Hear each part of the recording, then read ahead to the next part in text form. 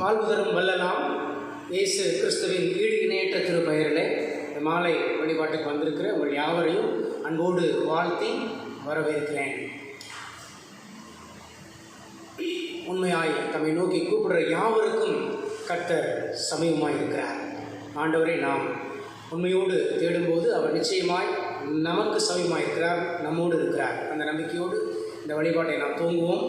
கண்களை மூடி இருக்கிற இடங்களிலே ஜெபித்து இந்த வழிபாட்டை நாம் ஆரம்பிக்கலாம். நேற்றும் இன்றும் என்றும் மாறாத எங்கள் பரம தந்தையே, இந்த அருமையான நாளின் மாலை வேலைக்காய் நன்றி செலுத்துகிறோம்.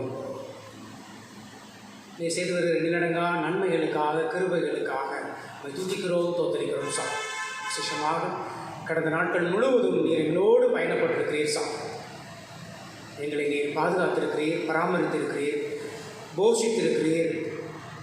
எங்களை பகலிலும் இரவிலும் அக்கினி ஸ்தம்பமாக மேகஸ்தம்பமாக நீர் பாதுகாத்து வந்திருக்கிறீர்கள். துதிக்கிறோம் சார். எங்கள் தேவைகளெல்லாம் சந்தித்திருக்கிறீர். எங்களை தைரியப்படுத்தியிருக்கிறீர், எங்களை ஊக்கப்படுத்தியிருக்கிறீர், எங்களை உற்சாகப்படுத்தியிருக்கிறீர், எங்களை தாங்கி இருக்கிறீர், ஏந்திருக்கிறீர், சுமந்திருக்கிறீர், தப்புவித்திருக்கிறீர். எங்களை தோற்றிருக்கிறோம் சார். நாங்கள் அறிந்த வேலையிலும் அறியாத வேலையிலும் எங்களோடு கூட இருந்திருக்கிறீர் சார். நாங்கள் அநேக வேலைகளிலே நமக்கு உண்மை இல்லாதவர்களாக இருந்த போதும் நீர் எங்களுக்கு இன்னும் உண்மையுள்ளவராக இருக்கிறீர் சார். நாங்கள் உங்களுக்கு பிரியமில்லாத வழிகளில் நடந்த போதும் இன்னும் எங்கள் மீது கிருபையாக இருந்து உடைய வழிகளிலே எங்களை நடத்துகிறீர் சாமியை துதிக்கிறோம். நீர் எவ்வளவு நல்லவர் சார். கர்த்தர் நல்லவர், அவர் கிருபை என்றும் உள்ளது. கர்த்தர் இரக்கமும் உருக்கமும் நீடிய சாந்தமும் மிகுந்த கிருபையும் உள்ளவர். அவர் தீங்குக்கு மனஸ்தாபப்படுகிற தேவனாக இருக்க ஆண்டவரே துதிக்கிறோம். இரக்கத்திலே நீர் ஐஸ்வர்யமுள்ளவராக இருக்கிறீர் சாமி.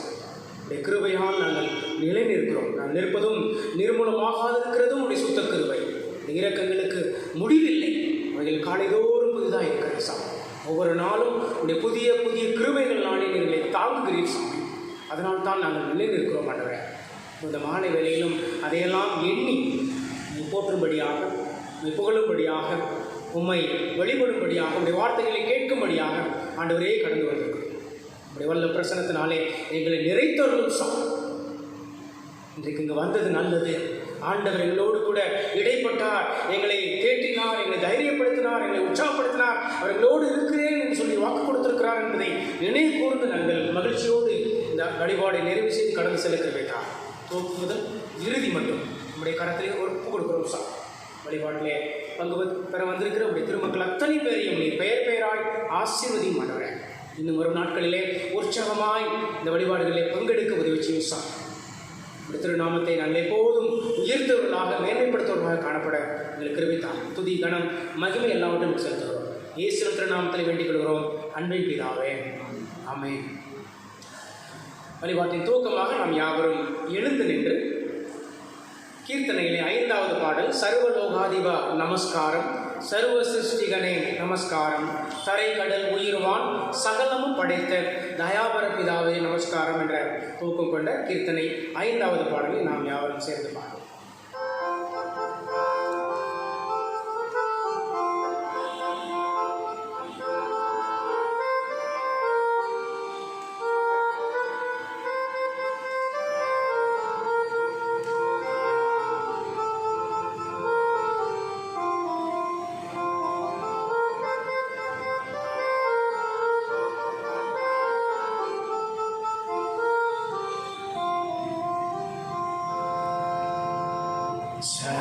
सर्वलोहादिवा नमस्कारं, सर्वसिருஷ்டிகனே நமஸ்காரம், தரைக்கடல் உயிர்வான் சகலமும் படைத்த தயாபர பிதாவே நமஸ்காரம், தரைக்கடல் உயிர்வான் சகலமும் படைத்த தயாபர பிதாவே நமஸ்காரம், திரு அவதாரா நமஸ்காரம், ஜெகத்தின் சரகனே நமஸ்காரம், தரணியின் மனுடர் உயிரடைந்தோங்க கருவினில் மாண்டோய் நமஸ்காரம், தரணியில் மனுடர் உயிரடைந்தோங்க கருவினில் மாண்டோய் நமஸ்காரம்.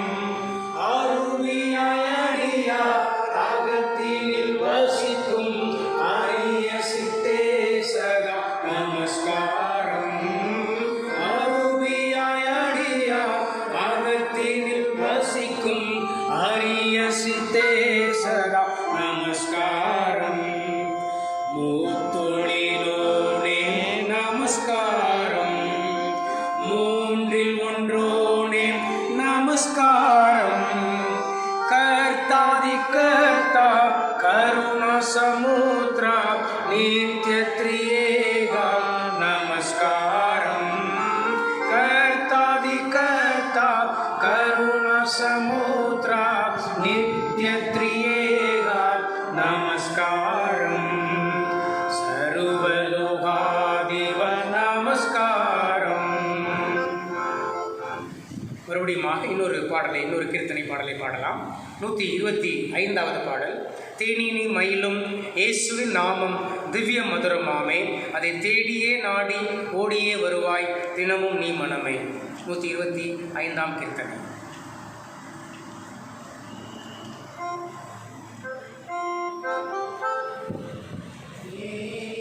மயிலும் இயேசுவின் நாமம் திவ்ய மதுரமாமே, அதை தேடியே நாடி ஓடியே வருவாய் தினமும் நீ மனமே. தேனினி மயிலும் இயேசுவின் நாமம் திவ்ய மதுரமாமே, காசினிதனிலே நேசமதாக கஷ்டத்தை உத்தரித்தே, பாவ கஷடரை அறுத்து சாபத்தை தொலைத்தார் கண்டுணர் நீ மனமே. ஏனினி மயிலும் இயேசுவின் நாமம் திவ்ய மதுரமாமே, பாவியை மீட்க தாவியே உயிரை தாமே ஈந்தவரா, பின்னும் நேமியம் கருணை நிலைவரம் உண்டு நீதம் துதி என் மனமே. தேனினி மயிலும் இயேசுவின் நாமம் திவ்ய மதுரமாமே, காலையில் பனி போல் மாயமாய் உலகம் உபாயமாய் நீங்கிவிடும், என்றும் கர்த்தரின் பாதம் நிச்சயம் நம்பு கருத்தாய் நீ மனமே. தேனினி மயிலும் இயேசுவின் நாமம் திவ்ய மதுரமாமே, துன்பத்தில் இன்பம் தொல்லையில் நல்ல துணைவரம் நேசரிடம், நீயும் அன்பதாய் சேர்ந்தால் அனைத்துணை காப்பார் ஆசைகள் நீ மனமே. தேனினி மயிலும் இயேசுவின் நாமம் திவ்ய மதுரமாமே, பூலோகத்தாரும் மேலோகத்தாரும் புகழ்ந்து போற்று நாமம், அதை பூண்டு கொண்டால் தான் புன்னகர் வாழ்வில் புகுவாய் நீ மனமே. தேனினி மயிலும் இயேசுவின் நாமம் திவ்ய மதுரமாமே. ஜெபம் செய்வோம். இரக்கத்தில் ஐஸ்வர்யமுள்ள எங்கள் அன்பின் ஆண்டவரே, மறுபடியும் ஒரு விசை உம்மை நோக்கி பார்க்கிறோம். நீ செய்த எண்ணிலடங்கா நன்மைகளுக்காக, செய்து வரும் நன்மைகளுக்காக உம்மை துதிக்கிறோம் சார். விசேஷமாக இந்த நாளிலும் எங்களை உயிரோடு காத்து இந்த இடத்துல எங்களை நிறுத்தியிருக்கிறீர், உம்மை துதிக்கிறோம் சார். உலகத்தில் எத்தனையோ நாச மோசங்கள் விக்கினங்கள் சேதங்கள் வந்து கொண்டிருக்கும் போது எங்களை நீருடைய செட்டைகளின் மறைவிலே மூடி மறைத்து பாதுகாக்கிறீர் சாமி, துதிக்கிறோம். விசேஷமாக எங்கள் திருச்சபை மக்கள் ஒருவரை இந்த வேளையில் மேற்கொள்கிறோம் சார். திருச்சபை கோயில் காலம் தொட்டு இன்றைய வரைக்கும் பல விதங்களிலே அவர்களுடைய ஈடுபாட்டோடு செயல்படுகிறதை அறிந்திருக்கிறீர் சார். வழிபாட்டில் பங்கு கொள்கிறதும், இன்னுடைய பணிக்கென்று காணிக்கையில் கொடுக்கிறதும், தம்மையே கொடுக்கிறதுமாக ஆண்டவரே இருக்கிற ஒவ்வொரு திரு மக்களையும் கருத்தில் தருகிறோம். புதிதாய் தேர்ந்தெடுக்கப்பட்ட அருமையான அந்த குருசேர குழு அங்கத்தினருக்காக நன்றி செலுத்துகிறோம். பொறுப்பாளர்களுக்காக நன்றி செலுத்துகிறோம் சுவாமி. எல்லாவற்றையும் நீ சுகமாய் முடித்து கொடுத்தீர், அதற்காக ஸ்தோத்திரம். ஒரு நாட்களிலே அந்த தலைவர்களை கொண்டு பொறுப்பாளர்களை கொண்டு ஆண்டவரே இந்த ஆலயத்தின் பணிகளுக்காக நம்முடைய நாமத்தின் மேன்மைக்காக எல்லாவற்றையும் ஒழுங்கும் சமயமாய் செய்வதற்கு விசேஷித்த ஞானத்தை, கிருபையை, வரங்களை தரும்படியாக இடத்தில் கேட்கிறோம் சார். ஆலயத்தின் வளர்ச்சி காரியங்களில், ஆலய அங்கத்தினுடைய காரியங்களில், இன்னும் ஆலயத்தை சார்ந்த மற்ற எல்லா காரியங்களிலும் சாமி ஈடுபாட்டோடு பங்கெடுக்க கிருபை தான். நல்ல சுக பலன் ஜீவனை தாரும் சார். வரும் நாட்களில் எங்கள் ஆலயம் இன்னும் விருது பெருகட்டும். ஆண்டவரே, இன்னும் வரவேண்டிய அத்தனை பேர் வந்து சேரட்டும். இன்னும் புதிய புதிய ஆத்துமாக்களிலே தாரும் எழுப்பி தாரும் சார். நாங்கள் வேண்டுகிறோம் ஆண்டவரே. ஆலயத்தில் இன்னும் இடம் இருக்கிறது, இன்னும் ஐயா நிறைய பேர் வர வேண்டி இருக்கிறது சார். நாங்கள் இடத்துல மன்றாடுகிறோம். அதற்காய் எங்களால் என்ன செய்ய முடியுமோ அதை செய்ய எங்களை ஏவி அருளும் ஆண்டவரே. எங்களை உந்தி தள்ளும் சார். எங்களுக்கு கிருபையை தாரும் ஆண்டவரே. தலைவர்கள் மாத்திரமல்ல, பங்கெடுக்கிற அத்தனை பேரும் அதில் ஈடுபட கிருபை தான். சித்தமானால் வரும் ஆண்டுகளிலே ஆண்டவரே கிளை சபைகள் ஏற்படுத்தப்பட கிருபை தாரும் சார். இது இந்த ஒவ்வொரு அருமையான நம்முடைய மக்களுக்காக வருகிறோம். வீட்டிலே இந்நேரம் அவர்கள் என்ன நிலைமையில் இருந்தால் நீ அவரை அறிந்திருக்கிறீர் சார். ஆண்டவரே, அவர்களுக்கு ஆறுதலாய் தேர்தலாய் நீ இருக்கும்படியாக கேட்கிறோம். அவர்களோடு தங்கி இருந்தவர்களை அன்றைய வழிநடத்தும்படியாக கேட்கிறோம் சார். வழிபாட்டிலே உற்சாகமாய் பங்கு கொள்ள அவர்களுக்கு கிருபை தாரும் சார். இன்னும் இந்த ஆலயத்தை வளர்ச்சிக்காக எடுக்கிற எல்லா பணிகளையும் நீங்கள் ஆசிரியர். அதே போல் எல்லா இடத்திலும் நடந்து முடிந்த எல்லா இந்த திருமண்டல தேர்தலுக்காக சபை தேர்தலுக்கு அண்டி செலுத்துகிறோம் சார். சுமூகமாய் முடிந்ததுக்கு அண்டி செலுத்துகிறோம். சில இடங்களில் நடக்கவில்லை, ஒரு நாட்களிலே அதுவும் எங்கள் தடையின்றி நடக்க கிருபை தாரும் சார். விதமாக ஆண்டவரே ஒரு சுமூகமான ஒரு அமைப்பு ஏற்படுத்தப்பட வேண்டும். ஒரு சாட்சி உள்ள மக்களாய் மற்றவர்கள் முன்பதாக நாங்கள் காண்பிக்கப்பட வேண்டுமே சார். நீங்கள் எனக்கு சாட்சிகளாக இருக்கிறீர்கள் சொல்லி இப்படி வசனம் சொல்லுகிறது அல்லவா? நாங்கள் உண்மை காண்பிக்க வேண்டுமே சார். உலகமெங்கும் புறப்பட்டு போய் என்னை குறித்து நீங்கள் சாட்சி பகர்ன்னு சொல்லியிருக்கிறீர்கள் சார். திருச்சபையாக ஆங்காங்கே இருக்கிற மக்கள் மத்தியிலே, மற்ற பிற இன மக்கள் மத்தியிலே, பிற சமய நம்பிக்கையுடைய மத்தியிலே ஆண்டவரே ஒரு நல்ல சாட்சியாய், தீபமாய், ஒளிதர தீபமாய் காணப்படுகிறது தான். இந்த முழு திருமண்டலத்தையும் இடத்தை தருகிறோம். பேராயர் முதற்கொண்டு, முதன்மை பணியாளர்கள் முதற்கொண்டு மற்ற எல்லா தலைவர்களையும் பொறுப்பாளர்களையும் இடத்தை தருவோம் சார். ஆண்டவரே, நீர் அவர்களை ஏற்படுத்தியிருக்கிறீர் சார். இது மனிதன் ஏற்படுத்துகிறது என்று மற்றவர்கள் சொல்லிக் கொண்டாலும் நிச்சயமாக உங்களுடைய சித்தம் இல்லாமல் எதுவும் நடக்கிறது இல்லை. ஆண்டவரே, தலைவர்களை ஏற்படுத்துகிறவர் நீர் சார். அவர் வரும் காலங்களிலே இன்னும் உமக்கு உண்மையாய் செயல்படுகிறது தாரும் சார். இந்த திருமண்டலத்தின் வளர்ச்சிக்காக, திருச்சபை மக்களுடைய வளர்ச்சிக்காக, ஆவிக்குரிய வளர்ச்சிக்காக, அவருடைய சரீரபரமான தேவைகள் சந்திக்கப்பட தலைவர்களை எடுத்து பயன்படுத்தும் சார். நல்ல அருமையான ஆயர்களை ஏற்படுத்தி தாரும் சார். நல்ல உழைக்கிற மக்களை ஏற்படுத்தி தாரும். உடைய திருக்கரத்தில் எங்களை அர்ப்பணிக்கிறோம். எங்கள் தேசத்துக்காக வருகிறோம், விசேஷமாக எங்கள் தமிழ்நாட்டுக்காக வருகிறோம். இங்கே இருக்கிற நல்ல தலைமைக்காக நடி செலுத்துகிறோம். தொடர்ந்து இந்த தலைமையின் மூலமாக இந்த தேசம் இன்னும் சுபிட்சமாக வளரட்டும் சாமி. இந்திய தேசத்துக்காக வருகிறோம் சாமி. ஆங்காங்கே மறுபடியுமாய் பழகி பெறுகிற கொரோனா என்ற அந்த வைரஸ் மறுபடியுமாய் வருகிறதுன்னு சொல்லி கேள்விப்படுகிறோம். கேரளா போன்ற மாநிலங்களிலே அது மறுபடியுமாய் தளிர்க்கிறது, அது கூடுதலாக இருக்கிறது என்று சொல்லி நாங்கள் கேள்விப்படுகிறோம். ஆண்டவரே, விதமான சூழல்களை நாங்கள் உண்மையை நம்பி இருக்கிறோம் சார். உண்மையே நாங்கள் பாதுகாப்பாக நம்பியிருக்கிறோம். முழு தேசத்தின் மீது இறங்கும் ஆண்டவரே. அப்படியே பயன்பட்ட அந்த கரத்தினாலே எங்கள் தேசத்து மக்களை நீ தொடும்படியாக கேட்கிறோம் சார். எல்லோரும் இயேசுவே கடவுள் என்பதை அறிந்து கொள்ளட்டும் சார். விசேஷமாக இந்த கொரோனா காலங்களாவது ஐயா நன்மையான காரியங்களை தெரிந்து கொள்ள மக்களுக்கு பிற நன்மை செய்ய கருதித்தார் சார். அதற்காக அரசு எடுக்கிற எல்லா முயற்சிகளையும் நீர் ஆசீர்வதித்தார். இந்த திருக்கரத்திலே எல்லாரையும் அர்ப்பணிக்கிறோம். இந்த காரியங்கள்லாம் கருத்து எங்களுக்காக வேண்டிக் கொள்ளுங்கள், எங்களுக்காக ஜெபித்துக் கொள்ளுங்கள் சொல்லி கேட்ட ஒருக்காக ஜெபிக்கிறோம். அருகாமையில் இருக்கிற ஒவ்வொரு மக்களுக்காக ஜெபிக்கிறோம் சார். அடுத்த ஒரு நாட்களிலே உண்மை கண்டுகொள்ளட்டும் சார். இந்த திருக்கரத்திலே மறுபடியும் நீங்கள் அனைவரையும் அர்ப்பணிக்கிறோம். இயேசுவின் திருநாமத்தில் வேண்டிக் கொள்கிறோம். அன்பின் பிதாவே. சபையை அமர்ந்திருக்கு திருமறை பாடம் வாசிக்கப்படும்.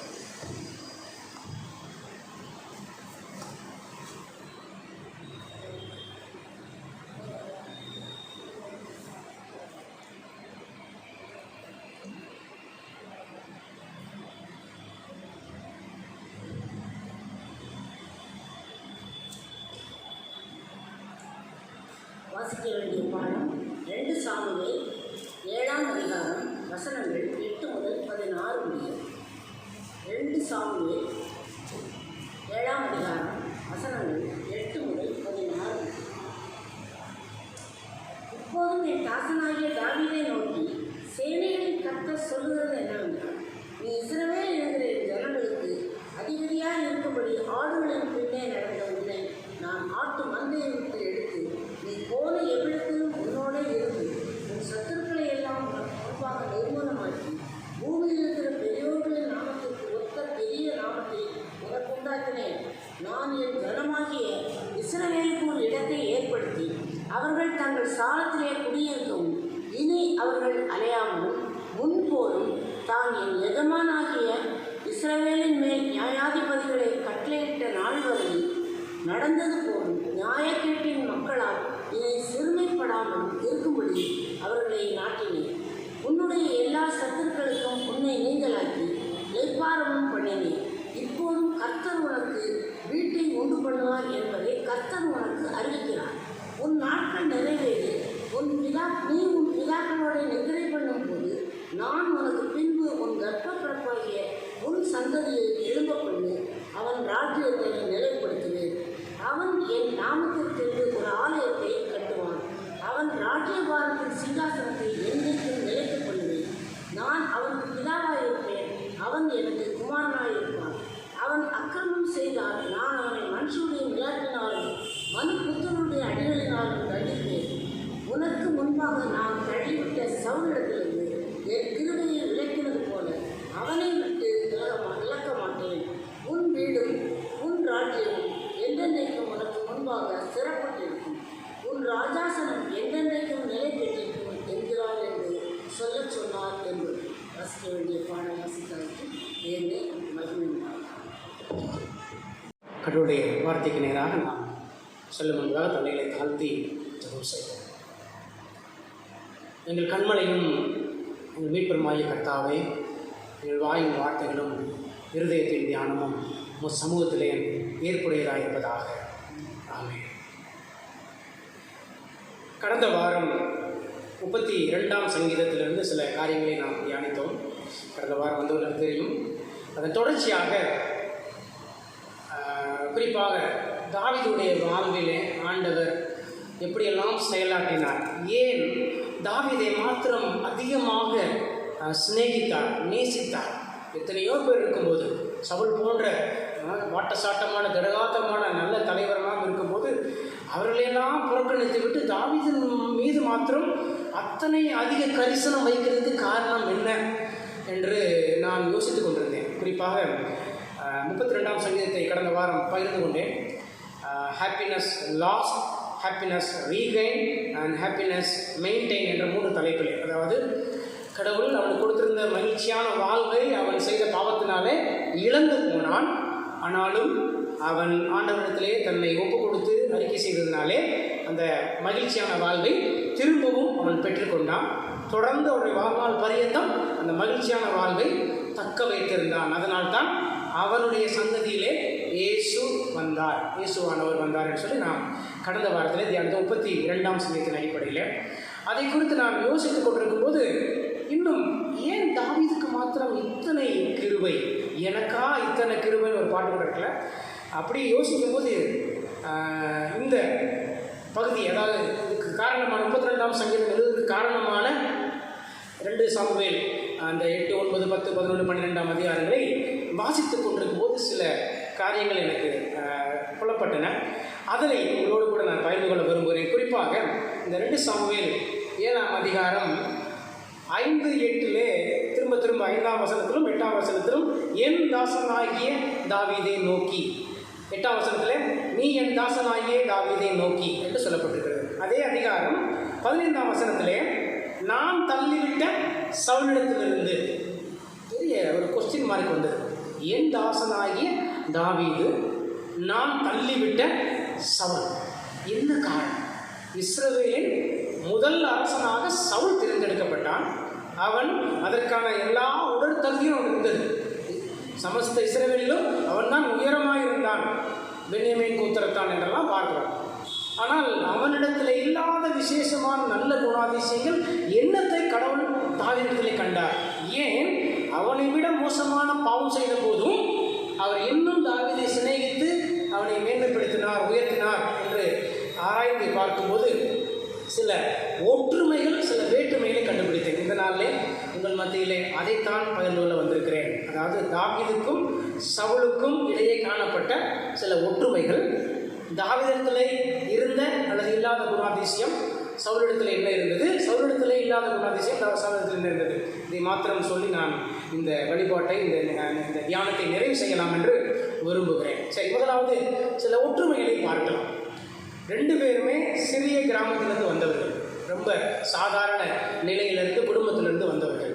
ஓகே, ரெண்டு பேருமே கடவுளால் தேர்ந்தெடுக்கப்பட்டவர்கள். ரெண்டு பேருமே சாமுவேல் என்கிற தீர்க்கதரிசியை கொண்டு கடவுள் அபிஷேகம் செய்துதான் அரசனாய் மாற்றினார். சாமுவேல் தீர்க்கதரிசினாலே அவர்கள் தைல குப்பியை கொண்டு அபிஷேகம் செய்யப்பட்டார்கள். நேரடியாக சவுல் தாவீது அவரும் தேர்ந்தெடுக்கப்பட்டவர் தான். கடவுள் அவனை காண்பித்தார். சரியா? 40 வருஷம் ரெண்டு பேருமே அரசாண்டர்கள். இவர் 40 வருஷம், அவரும் 40 வருஷம். 40 ஒற்றுமை. அப்புறம் ரெண்டு பேருமே யுத்த வீரர்கள், ரெண்டு பேருமே போர் செய்தவர்கள், போரில் நிறைய வெற்றி கண்டவர்கள். தோல்வி ஆங்காங்கே ஒன்று இருந்தாலும் அதிகமான வெற்றியை கண்டவர்கள் இந்த ரெண்டு பேருமே தான். ஓகே, வார் ஹீரோஸ் அப்படின்னு அவங்க சொல்கிறாங்க. அடுத்து ரெண்டு பேருமே பாவத்தில் விழுந்தவர்கள். ரெண்டு பேருமே பாவம் செய்தார்கள், கீழ்ப்படியாத பாவம். ஏன்னா இவர் விபச்சாரம், இன்னும் கொலை போன்ற பாவம், இப்படி ரெண்டு பேருமே பாவம் செய்தவர்கள். கடைசியாக ரெண்டு பேருமே தீர்க்கதரிசினாலே உணர்த்தப்பட்டவர்கள். இதெல்லாம் ஒற்றுமை, ரெண்டு பேரத்தில் இருந்த ஒற்றுமை. இப்பொழுது நான் பார்க்க போகிறது தான் மிக முக்கியமானது. சில வசனங்களை உங்களிடத்தில் சொல்லுவேன், நீங்கள் வாசிக்க வேண்டும். ஓகே, இதுதான் மிக மிக முக்கியமானது. ஆனால் இங்கே தாவீதை குறித்த சாட்சி என்ன? குறிப்பாக அப்போஸ்தலர் நடவடிக்கைகள் 13:22 ஒரு அழகான வாக்கியம் வேதத்திலே எனக்கு ரொம்ப ரொம்ப மனதுக்கு பிடித்தமான ஒரு வாக்கியம் என்ன என்றால், என் இருதயத்துக்கு ஏற்றவனாக கண்டேன் என்று தாவீதை குறித்து அங்கே எழுதப்பட்டிருக்கிறது. A man after my own heart. யார் சொல்றா? கடவுள் சொல்றார்.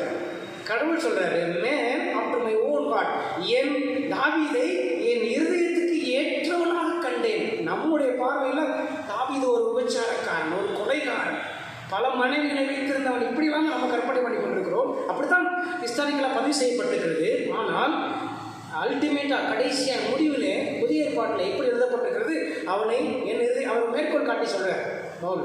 சரி, நான் நேரடியாக life of David, life of Saul ரெண்டு பேரையும் பார்ப்போம். ரெண்டு பேருக்கும் என்ன விசேஷம்? ஏன் தாவீதை இந்த அளவுக்கு ஆண்டவர் சிநேகித்தார், இந்த அளவுக்கு ஆண்டவர் அவன் மீது அன்பாக இருந்தார், அவனை உயர்த்தினார், அவன் பாவம் செய்த போது அவனை மன்னித்தார் என்பதற்காக சில காரணங்கள் இருக்கிறது, இல்லாமல் இல்லை. முதலாவதாக கடவுள் விரும்பிய அரசனாக தாவீது இருந்தார். 2 சாமுவேல் 7ஆம் அதிகாரம் இப்பொழுது வாசித்தோம் அல்லவா, 8 16 வரைக்கும் நீங்கள் வாசிக்க வேண்டாம், இதை நாம் ஏற்கனவே வாசித்தாயிட்டு.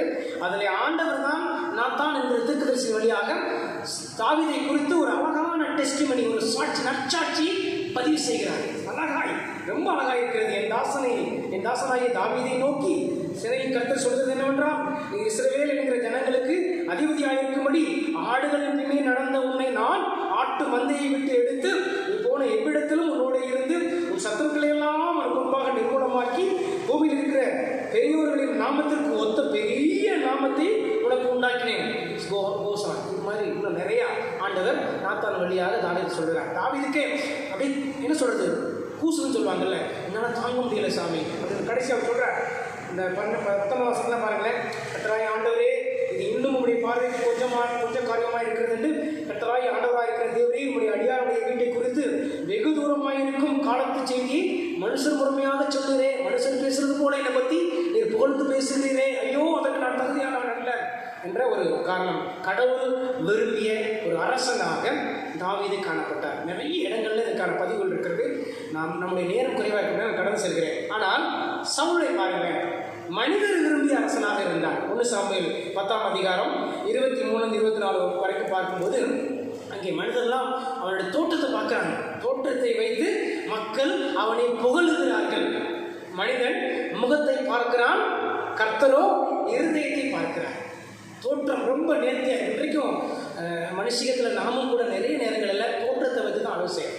பட்ட சாட்டமாக, திரகாத்திரமாக, அழகாக, நல்ல கல்வியறிவோடு இருந்தால் அவங்களுக்கு தனி மரியாதை. ரொம்ப அவலட்சணமாக, புள்ளமாக, ரொம்ப அவங்களுக்கு இன்றைக்கு உலகம் அப்படித்தான் இருக்கிறது, கிறிஸ்தவமும் ஏறக்குறைய அப்படித்தான் இருக்கிறது. ஆனால் கடவுளுடைய பார்வையிலே அது அல்ல. மனிதன் முகத்தை பார்க்கிறான், மனிதன் அவுட்வேர்டு அப்பியரன்ஸை பார்க்கிறான். ஆனால் கடவுள் இருதயத்தை பார்க்கிறார். அங்கே கடவுள் விரும்பிய அரசனாக மாறுவதற்கு காரணம் அவன் அந்த அளவுக்கு ஆண்டவரை பிரியப்படுத்துகிற செயல்பாடு ஒன்றத்தில் இருந்தது. புகழ்ந்து தள்ளுகிறார் ஆண்டவர். ஆனால் இவன் மனிதனுடைய புகழ்ச்சியை விரும்புகிறான். இரண்டாவது, கடவுளின் இருதயத்தை கவர்ந்தவன். 1 சாமுவேல் 13:14 குறித்து வைத்துக் கொள்ளுங்கள், அப்புறமா பார்க்கலாம். அங்கே என்னன்னா, சவுலை புறக்கணிக்கும் போது 1 சாமுவேல் 13:14 13 அங்கே கடவுள் என்ன சொல்றாருன்னா, சவுலை புறக்கணிக்கும் போது நான் இப்போ சொன்ன வசனம் தான், மனிதன் முகத்தை பார்க்கிறான், கர்த்தரோ இருதயத்தை பார்க்கிறார். நீங்க இந்த வசனத்தை வாசிக்கலாம். 13:14 இப்போதோ உம்முடைய ராஜ்யபாரம் நிலைத்து நிற்காது. கர்த்தர் தம்முடைய இருதயத்திற்கு ஏற்ற ஒரு மனுஷனை தமக்கு தேடி அவனை கர்த்தர் தம்முடைய ஜனங்கள் மேல் தலைவனாய் இருக்க கட்டளையிட்டார். கர்த்தர் உமக்கு விதித்த கட்டளையை நீர் கை கொள்ளவில்லையே என்று சொன்னார். கடவுளின் இருதயத்தை கவர்ந்தவனாக தாவீது காணப்படுகிறார். நிறைய நம்ம பார்க்க போகிறோம். ஆனால் இங்கே சவுலை பார்க்கும்போது 1 சாமுவேல் 18:6-8 வரைக்கும் பார்க்கும்போது அவன் மனித புகழ்ச்சியை நாடுகிறான். எப்படி என்றால், அங்கே தாவீதை குறித்து மக்கள் கூறுகிறார்கள், சவுல் கொன்றது 1000, தாவீது கொன்றது 10,000 என்று சொல்லும்போது அங்கே ஒரு வார்த்தை தமிழில் காய்மாகாரமாக பார்த்தான்.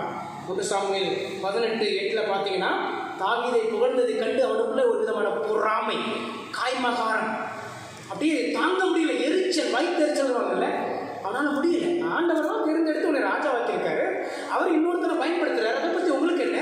ஆனால் அவன் காய்மாகாரம் அப்படி வார்த்தை இருக்குல்ல, காய்மாகார பார்த்தான். 1 சாமுவேல் 18:8 நினைக்கிறேன், 6-8 வரைக்கும் நான் எழுதி வைத்திருக்கிறேன்.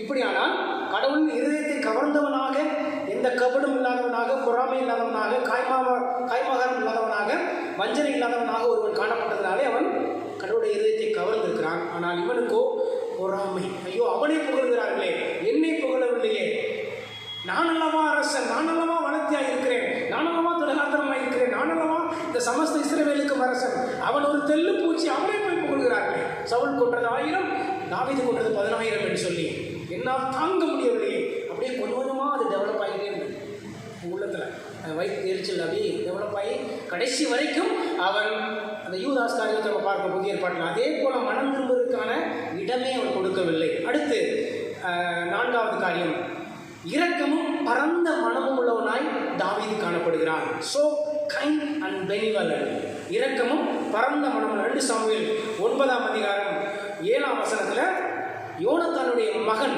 மேவிபோசேத், அவனை குறித்து சொல்லப்பட்டிருக்கிறது. 2 சாமுவேல் 9:7 தாவீது அவனை பார்த்து, நீ பயப்படாதே, உன் தகப்பனாகி யோனத்தான் நிமித்தம் நான் நிச்சயமாய் உனக்கு தயவு செய்து உன் தகப்பனாகி சவுலின் நிலங்களெல்லாம் உனக்கு திரும்ப கொடுப்பேன், நீ என் பந்தியில் நித்தம் அப்பம் புசிப்பாய். ரொம்ப இரக்கமா, ரொம்ப என்ன சொல்றது, பரந்த மனம் உள்ளவனா. இத்தனைக்கும் அவன் சவுளுடைய பேரன் தான் இல்லையா, அந்த எண்ணமெல்லாம் அவனுக்கு இல்லை. அவனை அழைத்து, இத்தனைக்கும் அவன் உடம்பா இருந்தாலும் அவனை பந்தியிலே உட்கார வைத்து அவனுக்கு எல்லா விதமான வசதியும் செய்கிறான். இரக்கமும் பரந்த மனமுள்ளவன். ஆனால் இங்கே பாருங்கள், கொடூர மனமுள்ளவனாய் 1 சாமுவேல் 23:9-15 9 மற்றும் 15. ஏன்னா தாவீதை கொல்லுவதற்காக அவன் துடித்துக் கொண்டிருக்கிறான். 1 சாமுவேல் 23:9-15 அவன் பெரிய படையை அழைத்துக் கொண்டு ஒரு சாதாரண மனிதனை, அவன் ஒரு பெரிய படையில் அவன்கிட்ட ஒரு 600 பேர் தான் இருக்கிறாங்க, அவனை தேடி எப்படியாவது அவனை காலி செய்து விட வேண்டும் என்கிற கொடூர மனத்தோடு சவுல் காணப்படுகிறான். இங்கே இரக்கமும் பரந்த மனமுள்ளவனாய் ஒருத்தன் இருக்கிறான். ஆனால் இங்கே சவுல் கொடூர மனமாய், கொலை பாதகனாய் இருக்கிறான். அடுத்து நான் நேரடியாக அடுத்த பாயிண்ட்டுக்கு போகிறேன். மன்னிக்கும் சுபாவம் கொண்டவன். 1 சாமுவேல் 26 அந்த 26 முழுசு பார்த்தீங்கன்னா மன்னிப்பு தான். கர்த்தர் அபிஷேகம் பண்ணுவர் மேல் நான் எப்படி என் கையை வைப்பேன்? இல்லை, நான் அவருடைய கூட்டத்தார் கூட சொல்கிறாங்க, நல்ல வாய்ப்பையும் அவனுக்கு உள்ளே வந்திருக்கான், மலஜலாதிக்கு போயிருக்கிறாரு. ஏன்னா இப்போ நீ நினச்ச என்ன வேணாலும் செஞ்சிடலாம், உன்னை எவ்வளவா விரட்டுற, நீ பணிஞ்சு போகும்போது உன்னைய விரட்டிகிட்டே இருக்கிறாரு. உலக பழமொழி ஒன்று சொல்லுவாங்க, குட்ட குனிகிறவனும் குனிய குற்றவனும் முட்டாள். அது உலக விதமான பழமொழி. ஆனால் இங்கே தாவி அப்படி சொல்லலை, நான் கர்த்தர் அபிஷேகம் பண்ண மேல் என் கையை போட மாட்டேன். நல்ல வாய்ப்பு, பக்கத்தில் பட்டயம் இருக்குது, எல்லாம் இருக்குது, ஒரே குத்து தான். சவுல் முடிஞ்சது கதை. அவனுடைய 600 பேர் சேர்த்து சொல்கிறாங்க, இதுதான் நல்ல வாய்ப்பு. இங்கே மன்னிக்கும் சுபாவம் கொண்டவனாய், சவுலுக்கு எந்த தீமையும் செய்யாதவனாய் காணப்படுகிறான்.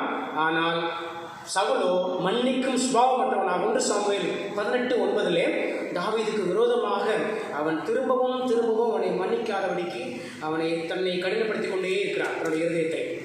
6வது பாயிண்ட், மனம் திரும்ப தயாராக இருந்தார். Ready to repent. யாரு? தாவீது. தாவீதும் பாவம் செய்தான், ஏற்கனவே பார்த்தோம். பெரிய கொடிய பாவம் செய்தான். ஆனால் செய்த உடனேயே அவனுக்குள்ள அந்த கில்ட்டி கான்சியஸ் அது வந்த உடனேயே, தீர்க்கதரிசி பேசின உடனேயே அவன் தன் நிறுத்தை கடினப்படுத்திக் கொள்ளவில்லை. நான் இன்றைக்கு பெரிய அரசன். ஒரு காலத்தில் நான் ஆட்டிடையன் தான், ஆனால் இப்பொழுது நான் ஆட்டிடையன் அல்ல, நான் அரசன். இதையெல்லாம் செய்வதற்கு எல்லா உரிமையும் இருக்கிறது நான் சொல்லவில்லை. அவன் சாதாரண ஒரு தீர்க்கதரிசி. எந்த வலிமையும் இல்லாத தீர்க்கதரிசி மூலமாய் கடவுள் பேசிய போது, ஐயோ நான் பாவி. சங்கீதம் 50 வாசிக்கிறவங்கள அப்படியே சுத்த இருதயத்திலே சிருஷ்டியும் ஐயா, நிலைவரமான ஆவி என்னை புதுப்பியும் என்று சொல்லி கடவுள் கூட அங்கே மனம் திரும்ப அவன் ஆயத்தமாக இருந்தான். 2 சாமுவேல் 12:13 உபச்சாரம் என்கிற பாவத்தை செய்திருக்கிறான். 2 சாமுவேல் 24:10 ஜனங்களுடைய இலக்கத்தை பார்க்கிறான். அதாவது கவுண்டிங், அது கடவுளுக்கு விரோதமான செயல். எத்தனை இதுவரைக்கும் ஜனங்களை கொண்டு கடவுள் வெற்றியை தரவில்லை. கடவுள் அவருடைய பராக்கிரமத்தை கொண்டு தாவீதின் மீது இரக்கம் கொண்டு அந்த படைகளுக்கு வெற்றியை கொடுத்தார். ஆனால் இவனோ ஜனங்கள் இலக்கம் பார்த்து எத்தனை 1000 பேர் என்னுடைய ஒப்போர்கள் இருக்கிறார்கள் என்ற ஒரு விதமான பெருமை தாவீதுக்குள்ளே வந்துவிட்டது. அதை மறுபடியும் தீர்க்கதரிசி வழியாக கடவுள் சுட்டி காட்டிய போது நீங்கள் அதை கூட வாசிச்சுங்களேன். ரொம்ப அருமையான ஒரு வசனம். 24:10 2 சாமுவேல் கடைசி அதிகாரம் என்று நினைக்கிறேன். இவ்விதமாய் ஜனங்களை எண்ணின பின்பு ராஜாவின் இருதயம் அவனை பாதித்தது. அப்பொழுது தாவீது கர்த்தரை நோக்கி, நான் இப்படி செய்ததினாலே பெரிய பாவம் செய்தேன். இப்போதும் ஆண்டவரே, உமது அடியானின் அக்கிரமத்தை நீக்கிவிடும். நான் மகா புத்தியீனமாய் செய்தேன் என்றான். இது முடிவு காலம், மறுபடியும் ஒரு பாவம். ஆனாலும் அவன் அப்படியே கலங்கி திகைத்து பயந்து, ஆண்டவரே நான் மகா பெரிய பாவத்தை செய்து விட்டேன், அறியாமல் செய்து விட்டேன், உமது அடியானின் அக்கிரமத்தை நீக்கிவிடும், நான் மகா புத்தியீனமாய் செய்தேன், என்னை மன்னியும். அதாவது மனம் திரும்ப தயாராக இருந்தான், ரெடி டு ரிப்பர். ஆனால் இங்கே இன்னொருத்தரை பார்க்கணும். சவுல குற்றம் சாட்டப்பட்ட போது பொய் சொன்னான். 1 சாமுவேல் 15:10-21 ஒரு சம்பவம். ஒரு போர் நடக்கிறது. இந்த போரில் மிகப்பெரிய வெற்றி கிடைக்கிறது. அந்த வெற்றிக்கு முன்னால் கடவுள் சொல்கிறார், நீ அந்த பட்டணத்தை முற்றிலும் சுட்டெரித்து விட வேண்டும், எதையுமே எடுத்துக்கொண்டு வரவிடக்கூடாது. ஆனால் இவன் ரகசியமாக அல்லது மறைமுகமாக சிலவற்றை நல்லதை கொடுத்ததை எடுத்துக்கொண்டு வந்து விட்டான். இப்பொழுது தீர்க்கதரிசி வழியாக கடவுள் பேசுகிறார், அவன் பொய் சொல்லுகிறான். 1 சாமுவேல் 15:10-21 ஒத்துக்கொள்ளவில்லை, நான் நல்லதை எடுத்துக்கொண்டேன் என்று அவன் ரொம்ப தைரியமாய் தெனாவட்டாய் சொல்லுகிறான். ஒத்துக்கொள்ளாமல் மறுதளித்தான். மனம் திரும்ப ஒருவன் தயாராகிறான். தீர்க்கதரிசி வழியாக கடவுளுடைய வார்த்தை வெளிப்பட்ட போது, எஸ் நான் பாவம் செய்தேன், மகா பாவம் செய்தேன், புத்தீனமாய் செய்தேன், அக்கிரமம் செய்தேன் என்று ஒத்துக்கொள்கிறான். நான் இன்னொருவனோ தன் மனதை கடினப்படுத்தி, கடந்த வாரம் கூட அந்த வசனத்தை நான் நினைவுபடுத்தினேன், அடிக்கடி கடிந்து கொள்ளப்பட்டும் தன் பிடரியை கடினப்படுத்துகிறவன் சகாயமின்றி சடுதியில் நாசம் அடைவான். நீதிமொழிகள் 29:1 எனக்கு அதிகமாய் மனப்பாடமான ஒரு வசனம். இங்கே அது முழுக்க சவுலுக்கு பொருந்தி போகிறது. திரும்பவுமாக கடவுள் அவனுக்கு வாய்ப்பு கொடுத்து கொண்டே இருக்கிறார், தீர்க்கதரிசி வழியாக பேசிக்கொண்டே இருக்கிறார். ஆனால் அவன் கடினப்படுத்திக் கொண்டே இருக்கிறான். இப்பொழுது புரிகிறதா ஏன் தாவீதை அவர் அதிகமாய் சிநேகித்தார், என் இதயத்துக்கு ஏற்றவன் என்று சொன்னார். ஆனால் இன்னொருவனை எத்தனையோ வாய்ப்பு கிடைத்தும் அவன் கடினப்படுத்திக் கொண்டே இருந்ததினாலே அவனுக்கு அழிவு அவனாலே சம்பவித்தது. இன்னும் நாம் தொடர்ந்து சில விஷயங்களை பார்க்கலாம். 7வது விஷயம், தைரியசாலி. தாவீது கடவுளுடைய அந்த பராக்கிரம அந்த வல்லமையோடு தைரியமான ஒரு மனிதனாக காணப்பட்டார். 2 சாமுவேல் 17:1 18 வசனத்திலே அந்த தாவீது கோலியாத் சம்பவத்தை சொல்லுகிறோம் அல்லவா. இதே சம்பவத்தை கண்டு சவுல் நடுங்குகிறான். ஐயோ அவன் ராட்சசன், அவனை யாராலும் ஜெயிக்க முடியாது. பயத்தில் என்ன சொல்லுவாங்க, உடல்லாம் நடுங்குது. மிகப்பெரிய வளர்த்தியாக வட்ட சட்டமாக இருக்கிற மனிதன் தான்.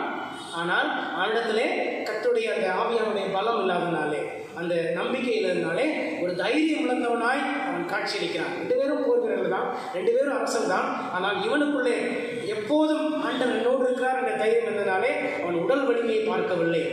ரொம்ப சாதாரணமாக கூழாங்கல்லை வச்சு காலி பண்ணிட்டான் இல்லையா. 2 சாமுவேல் 17 உள்ளங்கள் குறித்து வைத்துக் கொள்ளுங்கள். 2 பேருக்குள்ள ஒப்புமையை பார்க்கிறோம், இதில் வேறுபாடுகளை பார்க்கிறோம். யாவே மீதுள்ள உறுதியான உறுதி தாவீதுக்கு தைரியத்தை கொடுத்தது. இங்கே 1 சாமுவேல் 17:11 அதே அதிகாரத்தில் கோலியாத்தை கண்டு சவுல் நடுங்குகிறான். நடுங்கினதோடும் அல்லாமல் தாவீதையும் பயமுறுத்துகிறான். ஒன்றுல முடியுமாப்பா, நீ ரொம்ப சின்ன பையன், இதெல்லாம் போட்டுக்க, இந்த மார்க்க வசத்தெல்லாம் அணிந்துகொள் என்று சொல்லி அவனையும் பயமுறுத்துகிறான். அவன் அதெல்லாம் வேண்டாம் என்று தூக்கிக்கிட்டோம் போகிறான். ஸோ இவன் ஒரு பயந்தான் கொள்ளியாக இருக்கிறான். அடுத்து கடவுளுடைய சமாதானத்தோடு தாவீது எப்போதும் காணப்பட்டான். அதுக்கு நிறைய சங்கீதங்கள் நாம் சொல்ல முடியும். சங்கீதம் 4:8 சமாதானத்தோடு படுத்து நித்திரை செய்வேன், கட்டாவே என்னை சுகமாய் தாங்க பண்ணுகிறேன். சங்கீதம் 37:11 மன மகிழ்ச்சியை குறித்து சொல்லுகிறான். கடவுள் தருகிற மன மகிழ்ச்சி மிகுந்த சமாதானத்தை தரும். எப்போதும் அவன் கடவுளோடு கூட ஒரு உறவிலே மேம்பட்டவனாக இருந்தபடினாலே அவனுக்கு சமாதானம் பொங்கி வழிந்தது. அவன் உள்ளத்திலே சமாதானம் நிறைந்து காணப்பட்டது. இங்கே அப்படியே சவுலை பார்ப்போம். அவனுடைய வாழ்வும் இறுதியும் கடவுளோடு உள்ள உறவு துண்டிக்கப்பட்ட நிலைமையிலே காணப்பட்டான். சமாதானத்தை இழந்து தான் காணப்பட்டான். பெரும்பாலானுடைய வாழ்வு, குறிப்பாக அரசனாய் ஆனது துவங்கி மரணம் வரைக்கும் அவன் சமாதானமற்ற ஒரு நிலை. ஏனென்றால் அவன் தன்னுடைய இருதயத்தை கடினப்படுத்தி கொண்டே இருந்தான். அவருடைய வார்த்தைக்கு தன்னை ஒப்புக் கொடுக்கவில்லை. அவன் எப்போதும் ஒரு பொறாமையுடையவனாய் காய்மாகாரம் பெற்று மனம் என்ன சொல்றது கடினப்படுத்தினவனாய் காணப்பட்டான். கடைசியாக இன்னொன்றை நான் சொல்லி முடிக்க விரும்புகிறேன். இது ஒரு முக்கியமான பாயிண்ட். அரசாட்சி கிறிஸ்துவின் வழியாக நித்தியமாய் காணப்பட்டது. அதாவது தாவீதுடைய வழியிலே அந்த அரசாட்சி கடைசி வரைக்கும் சென்று இயேசு என்கிற ஒரு மகா பேர் அரசர், இரட்சகர், ஒரு மாபெரும் உலக அரசர் அந்த வம்ச வழியில வரும்படியான ஒரு வாழ்வு தாவீதுக்கு கிட்டியது. அரசாட்சி கிறிஸ்துவின் வழியாய் நித்தியமாய் இன்றைய வரைக்கும் நாம் தாவீதின் மைந்தன் என்று சொல்கிற அளவுக்கு அவனுடைய காரியம் தொடர்ந்தது. It's a blessing. ஏன்னா இது ஒரு பெரிய ஆசீர்வாதம். ஆனால் இங்கே கடவுளால் இவன் புறக்கணிக்கப்பட்டு தண்டிக்கப்பட்டான். 1 சாமுவேல் 15:23 இட்ஸ் அ கர்ஸ். அவன் என்ன சொல்கிறது, ஈட்டினாலே கொல்லப்பட்டான் இல்லையா? அவனுடைய போர் வீரனே அவன் கொண்டு போடுறான். இது ஒரு பெரிய சாபம். இவன் ஆசீர்வாதத்தை சுதந்திரத்து கொண்டான். இங்கே சவுல் சாபத்தை எடுத்துக்கொண்டான். இதற்கு காரணம் என்ன? நான் ஆரம்பிக்கும் போதே சொன்னேன். 2 சாமுவேல் 7 வாசித்தோம். அதில் 8ஆம் வசனமும் 15ஆம் வசனமும் ஒரு வசனம் சொல்லுகிறது, என் தாசனாகிய தாவீதை நோக்கி. இன்னொரு வசனம் சொல்லுகிறது, நான் தள்ளிவிட்ட சவுல். என்ன காரணம்? ஒரே அதிகாரத்தில் இது 2 இருக்கிறது.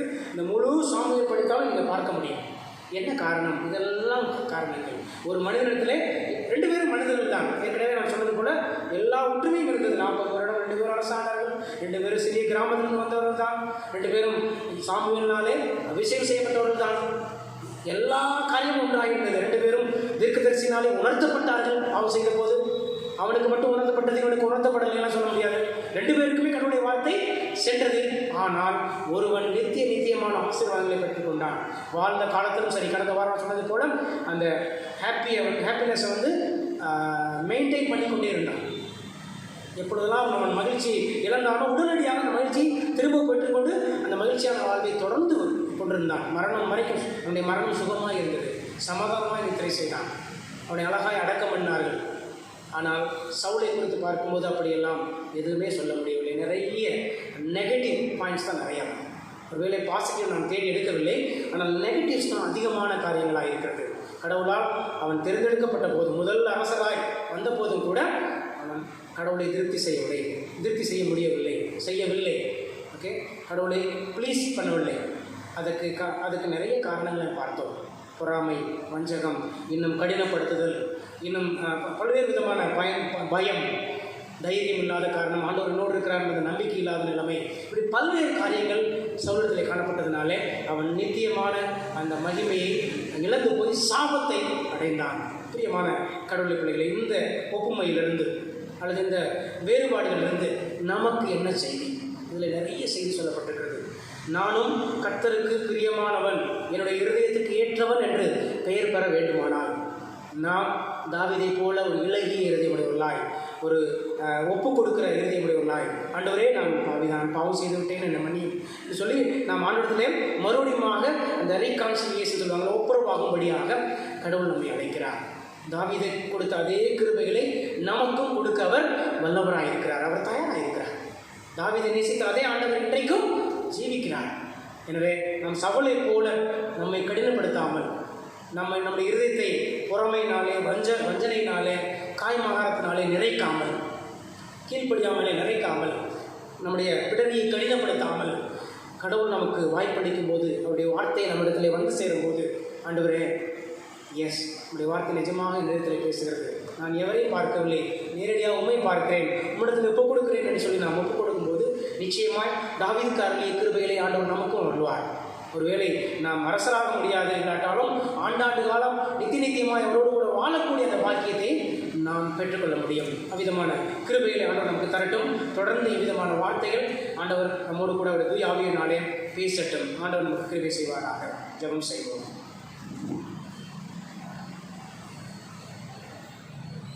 இரக்கத்தில் ஐஸ்வர்யம் பிள்ளைகள் அன்பின் ஆண்டுகிறேன். மறுபடியும் மாய்மை நோக்கி இந்த வேலையிலே பார்க்கிறோம். கேட்க திரு வார்த்தைகளுக்காக நடி செலுத்துகிறோம். நாங்கள் அடிக்கடி தியானிக்கிற பகுதி நன்கு தெரிந்த மனிதர்கள் ஆயினும் கூட அவர்கள் வழியாக இந்த நாளிலே எங்களுக்கும் சில புதிய செய்திகளை கொடுத்திருக்க கூடும் சார். ஏன் தாவீதை அதிகமாய் நேசித்தீர், ஏன் சவுலை புறக்கணித்தீர் என்பதற்கான பல காரணங்களை நாங்கள் பார்த்தோம்.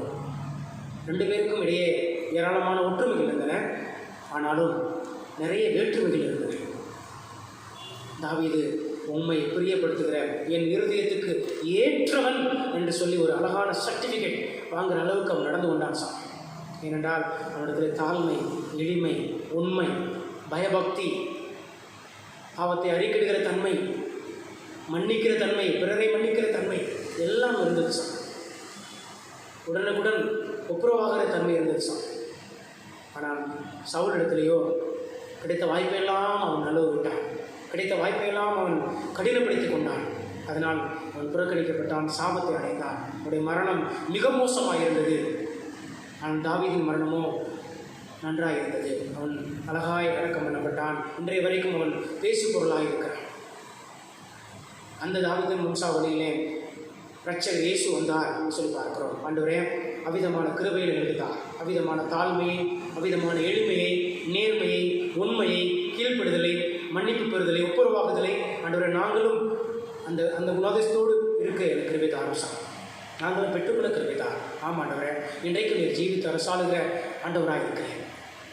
தாவீதை போல் ஆண்டவரே உமக்கு பிரியமான வாழ்க்கை வாழ எனக்கு கிருபை தான். இந்த திருக்கரத்தில் எங்களை அர்ப்பணிக்கிறோம். நீர் எங்களுக்கு உதவி செய்யும். இயேசுவின் திருநாமத்தில் வேண்டிக் கொள்கிறோம்.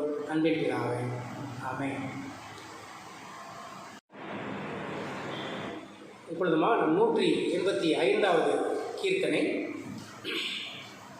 ஐயையா நான் வந்தேன் தேவ ஆட்டுக்குட்டி வந்தேன் என்கிற பாடல், 185வது பாடல். அப்பொழுது நம்மையும் நம்முடைய காணிக்கைகளையும் கடவுளுக்கு என்று அர்ப்பணம் செய்யும்.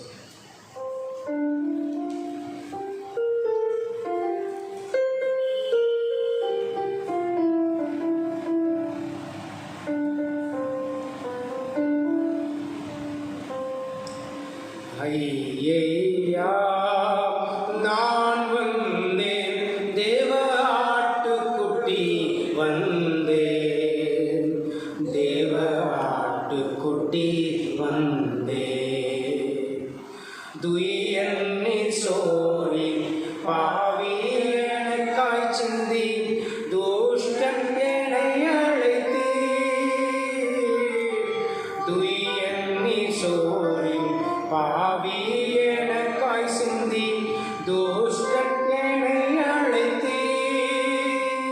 தயை செய்வோம் என்றே இதை அல்லாது போக்கில்லை, தேவாட்டு தொட்டி வந்தேன். செய்வோம் என்றே இதை அல்லாது போக்கில்லை, தேவாட்டு கொட்டி வந்தேன். ஐயா நான் வந்தேன் தேவ ஆட்டுக்குட்டி வந்தேன், தேவ ஆட்டுக்குட்டி வந்தேன். உள்ள கரைகளில் ஒன்றேனும் தானாய்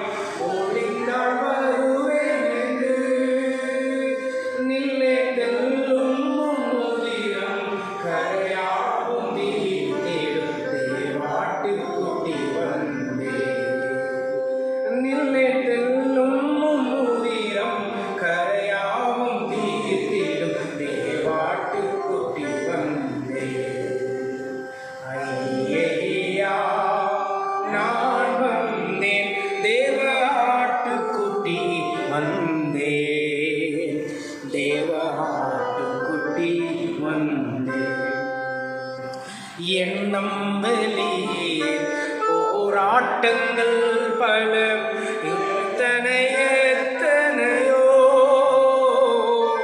இன்னும் அகற்றி எளியேனை ரட்சியும் தேவாட்டு குட்டி வந்தே இவை தின்னம் அகற்றி எளியேனை ரட்சியும் தேவாட்டு குட்டி வந்தே ஐயா நான் வந்தேன் தேவ ஆட்டுக்குட்டி வந்தேன் தேவ ஆட்டுக்குட்டி வந்தேன் ஏற்றுக்கொண்டு மன்னிப்பீந்து சுத்திகரி என்னை அரவணையும் மனம் தேற்றிக் கொண்டேன் உந்தன் வாக்கு தத்தங்களால் தேவாட்டுக்குட்டி வந்தேன் மனம் தேற்றிக் கொண்டேன் உந்தன் வாக்கு தத்தங்களால் தேவாட்டுக்குட்டி வந்தேன் ஐயா நான் வந்தேன் தேவ ஆட்டுக்குட்டி வந்தேன் தேவ ஆட்டுக்குட்டி வந்தேன் மட்டற்ற மண்ணினாலே தடையேதும் மாறி அகன்றதுவே இனி திட்டமே உந்தம் உடமையான் என்றென்றும் தேவாட்டுக்குட்டி வந்தேன் இனி திட்டமே உந்தம் உடமையான் என்றென்றும் தேவாட்டுக்குட்டி வந்தேன் ஐயா நான் வந்தேன் தேவ ஆட்டுக்குட்டி வந்தேன் தேவ ஆட்டுக்குட்டி வந்தேன். ஜெபம் செய்வோம். மகா இரக்கமும் கிருபையும் உள்ள எங்கள் அன்பின் ஆண்டவரே, இந்த அருமையான வழிபாட்டு நேரத்தில் இறுதி வேலைக்காய் நன்றி செலுத்துகிறோம். இந்த வாரம் முழுவதும் நீர் காத்து இந்த வெள்ளிக்கிழமை மாலை வேளையிலே மகிழ்ச்சியோடு வழிபாட்டில் பங்கு பெற கிருபை செய்து துதிக்கிறோம். இந்த நல்ல வாய்ப்புக்காய் தோத்தரிக்கிறோம். ஆண்டவரே, விதமான வாய்ப்புகளை எங்கள் வாழ்வில் இன்னும் அதிகமாய் தரும்படியாய் கேட்கிறோம். ஒரு சமூகத்திலே காத்திருப்பது எவ்வளோ நல்லது. 1000 நாளை பார்க்கலும் இப்படி பிரகாரத்தில் செல்லும் ஒரே நாள் நல்லது. ஆகாமிய கூடாரங்களை வாசமாய் பார்க்கலும் தேவனுடைய ஆலயத்தில் தங்கியிருப்பதே நாடுவே என்று சொன்ன தாவீதை போல் ஆண்டவரே, நாங்கள் இந்த மாதிரியான கூடுகையிலே பங்கெடுக்க நம்முடைய உறவிலே வளர்ந்து பெருக நாங்கள் விரும்புகிறோம். இந்த வாய்ப்புக்காக நடிச்செடுத்துக்கிறோம். விதமான வாய்ப்புகள் கிடைக்கும் போது நாங்கள் மகிழ்ச்சியோடு பங்கு பெற்று இந்த ஆசீர்வாதத்தை பெற்று செல்ல கிருபைக்காக எப்பொழுதுமாய் நாங்கள் படைக்கின்ற காணிக்கையில் இந்த கடத்தில் தருகிறோம். ஆண்டவரே, நீ இந்த காணிக்கை ஆசீர்வதிக்கின்றே கேட்கிறோம். இந்த ராஜ்யத்தை மகிமை கண்டு மேன்மை கண்டு பணிகள் கண்டு எடுத்து பயன்படுத்தப்படட்டும். இன்னும் உற்சாகமாய் மனப்பூர்வமாய் இந்த பணிகள் கண்டு கொடுக்க எங்களுக்கு தேவையும் ஆண்டவரே, படைத்த ஒவ்வொரு கரங்களையும் நீங்கள் ஆசீர்வதிச்சு வரப்போகிற ஞாயிறு வழிபாட்டுக்காக நடிச்செடுத்துக்கிறோம். நாளை தினத்தில் நடக்கிற இந்த ப்ராக்டிஸ் ரிகர்சலுக்கு நடிச்செடுத்துக்கிறோம். எல்லாவற்றையும் நீங்கள் ஆசீர்வதியும் எல்லாவற்றையும் உங்களுடைய திருநாமத்துக்கு மகிமைக்கு நாங்கள் செய்ய வேண்டும். உற்சாகமாய் பங்கெடுக்கிற பிள்ளைகளை எழுப்பி ஆரம்பிச்சா திருக்கரத்தில் எங்கள் அர்ப்பணிக்கிறோம். இப்பொழுதுமா நாங்கள் உலகத்துக்குள்ளாய் கடந்து போகிறோம். ஆண்டவருடைய மாறாத வெள்ள பிரசனம் எங்களோடு எப்போதும் தங்கியிருக்கட்டும். சரியான பாதையிலே நேர்த்தியான பாதையிலே நாங்கள் நடக்க எங்களுக்கு கற்றுத்தார். வலதுபுறமும் இடதுபுறமோ சாயும் போது வழி இதுவே இதில் நடவுகள் இருக்கிற சத்தத்தை கேட்டு நடக்க எங்களுக்கு இருந்தார். துதிக்கான மகிமை எல்லாவற்றையும் செலுத்துவோம். மீட்பர் இயேசுவின் நாமத்தில் கேட்கிறோம். அன்பின் பிதாவே, ஆமென். என் ஆத்மாவே கர்த்தரை ஸ்தோத்திரி, என் முழு உள்ளமே அவருடைய பரிசுத்த நாமத்தை ஸ்தோத்திரி. என் ஆத்மாவே கர்த்தரை ஸ்தோத்திரி, அவர் செய்த சகல உபகாரங்களையும் மறவாதே. ஆமென். கர்த்தர்களோடு இருப்பாராக. தெய்வீக சமாதானத்தோடு செல்வார்கள்.